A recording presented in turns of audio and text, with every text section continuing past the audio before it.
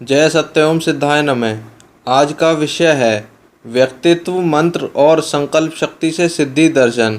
ये स्वामी जी की पुस्तक का अप्रकाशित लेख है जिसे मैं शुभम तेवतिया अपनी आवाज़ में पढ़ रहा हूँ। व्यक्तित्व मंत्र और संकल्प शक्ति से सिद्धि दर्शन। ये 80 के दशक के अंत की घटना है। उस समय अनेकों ग्रंथों और संतों के जीवन चरित्रों को पढ़ते समझते हुए मैंने अपने चिंतन में ये विचार किया कि जो भी सिद्ध या अवतार हुए उन्होंने अपने आत्म साक्षात्कार और सिद्ध होने के लिए कौन से मंत्र जपे।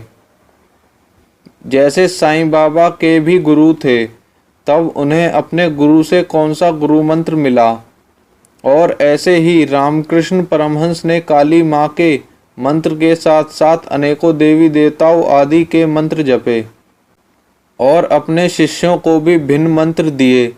जैसे विवेकानंद को राम मंत्र में दीक्षा दी थी, किसी को कृष्ण मंत्र में। तब क्या सच में कोई एक मंत्र संपूर्णता देता है, या जो गुरु है वही अपनी आत्म साक्षात्कारी संपूर्णता प्राप्ति के उपरांत स्वयं ही सिद्ध मंत्र और इष्ट बन जाता है।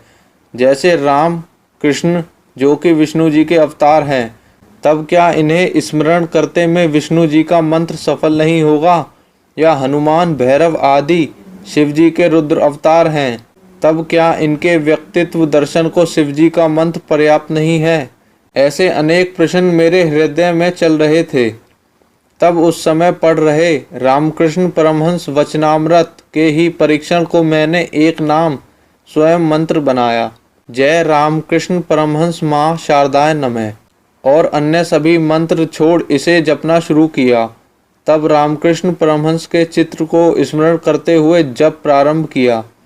मैं ऐसा करते में अपने कपाल के ऊर्ध्व एक ज्योति है, उसमें किसी भी चित्र को स्मरण करता ध्यान जप करता था, क्योंकि योग शास्त्र में वर्णन है कि अपने सहस्त्रार के ऊर्ध्व जहाँ सिर का अंत होता है, उसके ऊपर सिर से जो ऊर्जा निकलती है वहाँ सिद्धलोक होता है।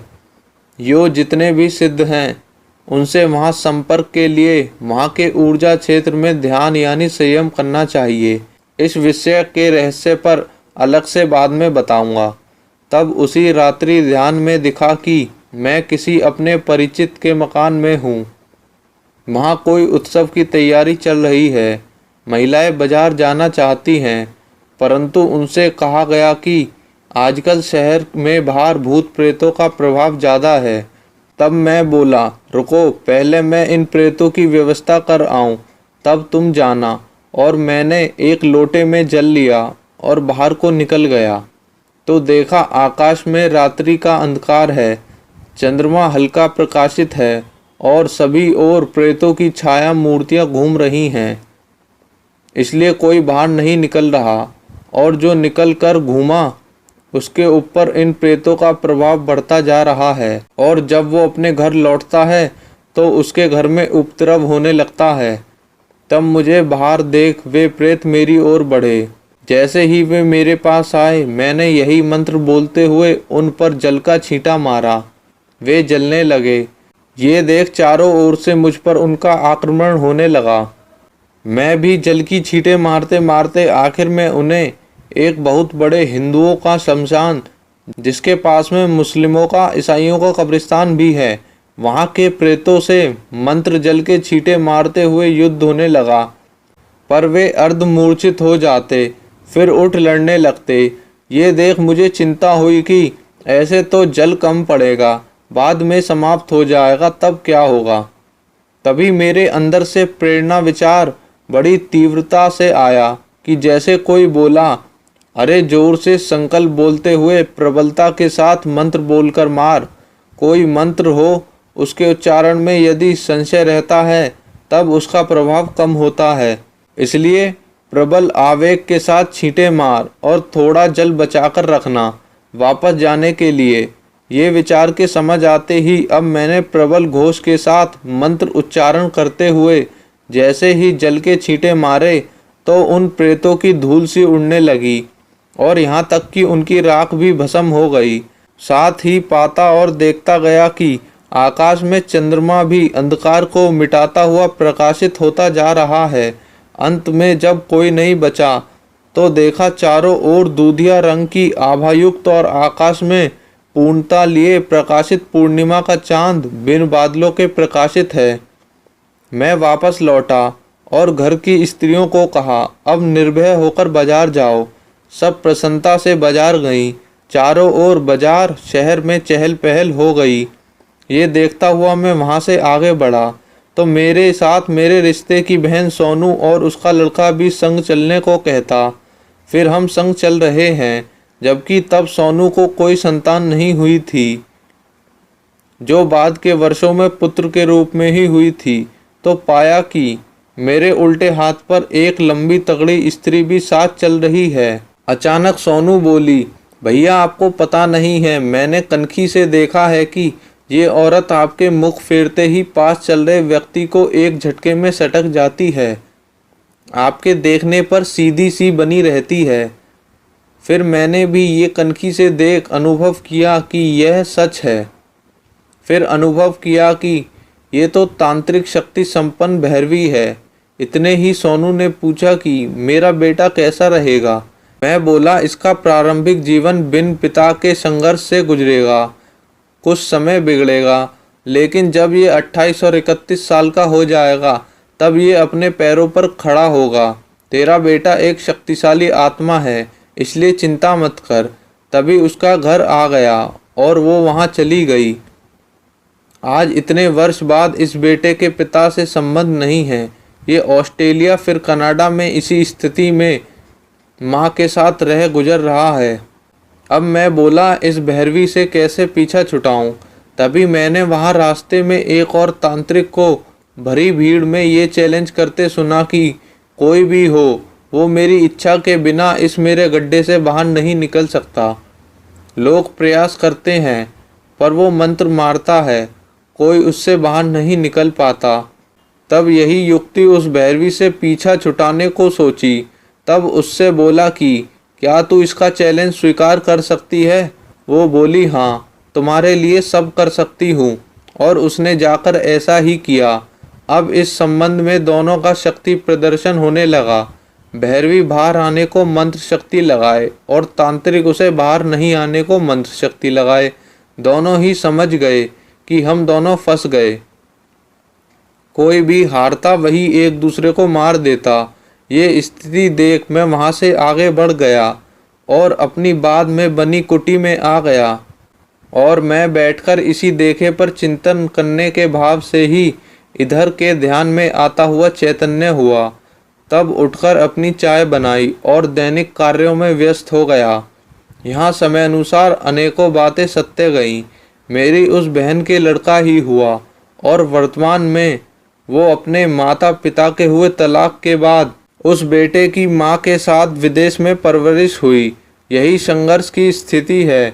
आगे चलकर मैंने ऐसे ही स्वप्रेरित महापुरुषों के नाम और स्वप्रेरित होकर अनेकों प्रसिद्ध देवी देवताओं के शावर मंत्रों के स्वनिर्माण किए और पाया कि कैसे वे पूर्व के अनेक सिद्धों और साधक भक्तों के नाम के आन लगाकर जपने से सिद्ध हुए।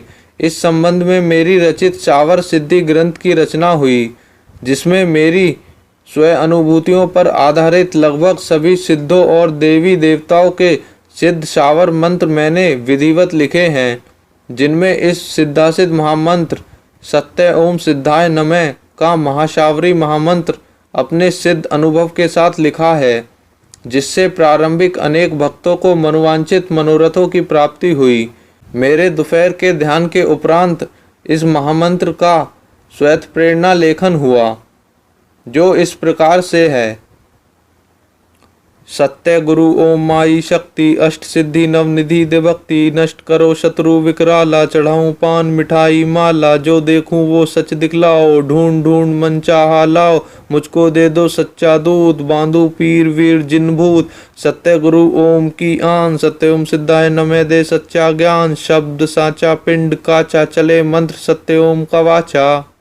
अब मैंने इस मंत्र को पहले रटा और फिर सब पूर्व के जपते हुए मंत्रों को त्याग कर केवल इसी मंत्र को स्मरण करता जपता रहा, क्योंकि होता ये है कि श्वेत प्रेरणा के मंत्रों में दो संशय उत्पन्न होने स्वाभाविक हैं। पहला कि इसका इष्ट कौन है जो हमें मनवांछित वरदान और दर्शन देगा। दूसरा ये कि ये तो कहीं ना कहीं मैंने ही बनाया है, ये मेरे को किसी गुरु देव या देवी ने प्रत्यक्ष या अप्रत्यक्ष रूप से नहीं दिया। यो उसी संशय को मिटाने को भी स्वयं की आत्म प्रेरणा पर विश्वास करना बड़ा कठिन होता है।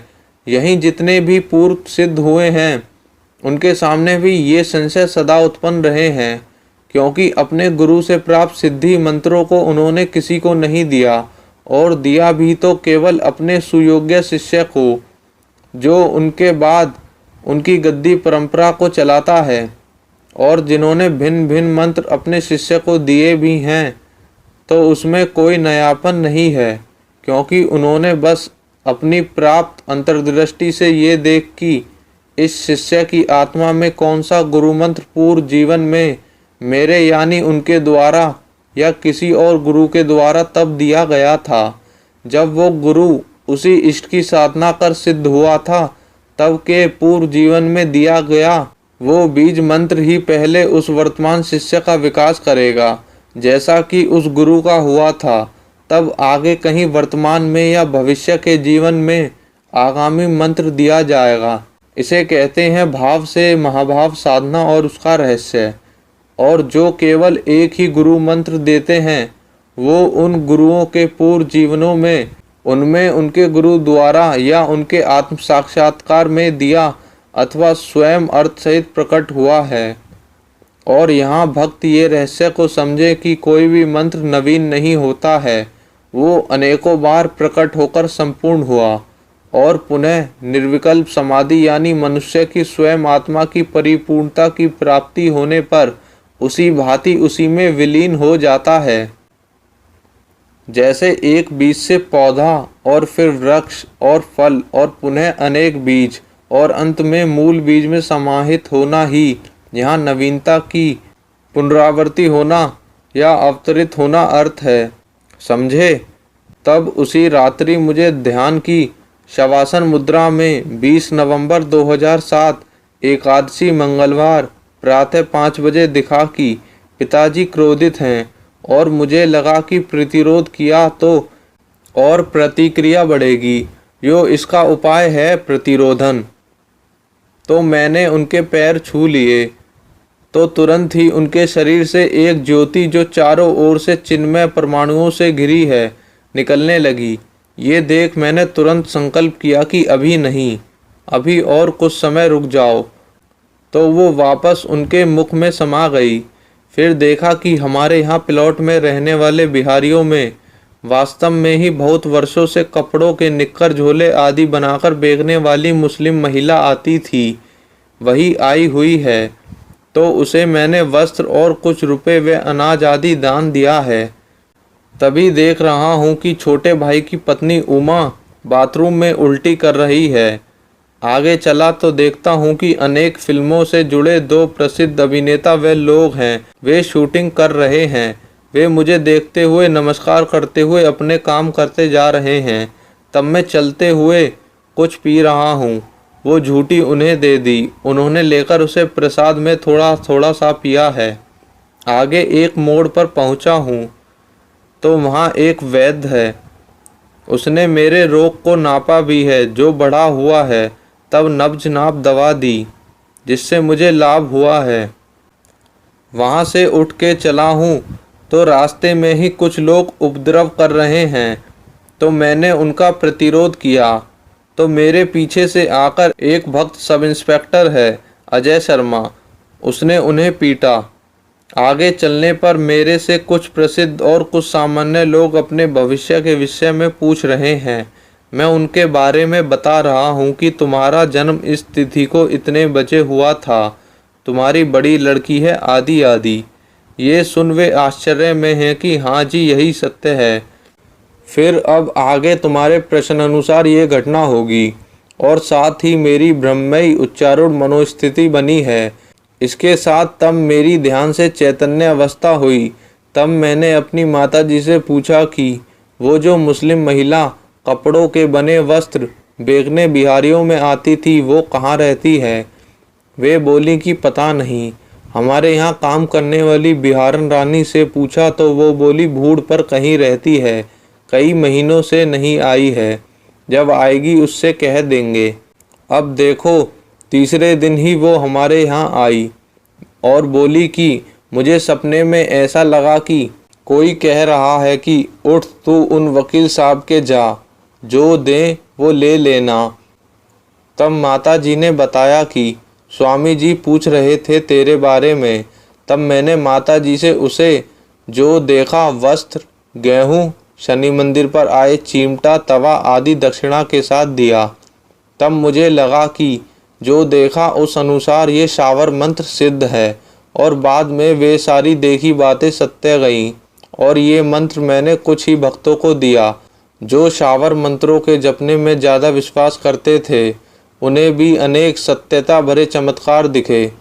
इस कथा से ज्ञान मिलता है कि कोई भी ईश्वर से जुड़ा आस्था संपन्न नाम छोटा अथवा बड़ा हो, उसको श्रद्धा विशेषकर दृढ़ता पूर्वक संकल्प के साथ अखंड जपने से अवश्य उसमें छिपी भावना और अर्थ रूप बनकर सिद्ध होती है। इसलिए जो भी गुरु नाम दे, इसे ढीले ढाले रूप में नहीं जपना चाहिए। जितना भी जपो, पर जपो पूरे जोर यानी मन की शक्ति लगाते हुए, तो अवश्य मनवांछित सफलता मिलेगी। जय सत्य ओम सिद्धाय नमः।